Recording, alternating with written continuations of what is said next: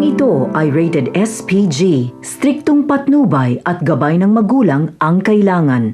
Manglalaki nga ang mata ni Mayor Celso sa biglaang pagdalaw ni Olga. Kaya naman nangangamba siya dahil baka makita ni Bubbles itong si Olga.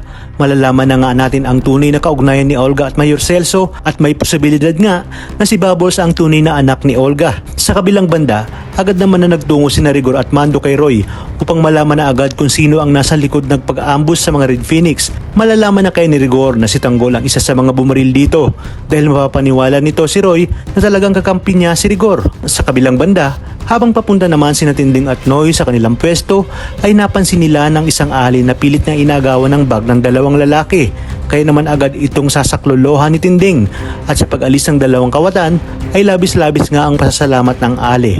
At nagpakilala na nga rin ito kay Tinding at Noy at ibinigay ang kanyang calling card at sinabi na kung ano man ang kailangang tulong nito ay tawagan siya sa kanyang calling card upang makabawi sa utang na loob. Sa kabilang banda, sa pagpunta naman ng grupo ni Tanggol sa tindahan ni Enteng ay mapapansin nga ni Enteng na padabog ang kilos ni Bubbles. Kaya naman tinanong ni Enteng kung ano-umano ang nangyayari.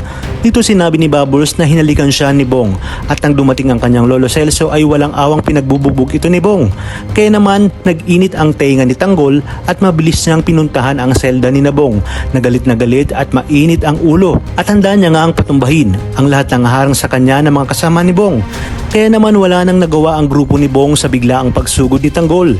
Di kalaunan ay nalaman na ni Chief Espinas ang nangyari kaya't lahat ng sangkot sa kaguluhan ay dediretso sa Bartolina.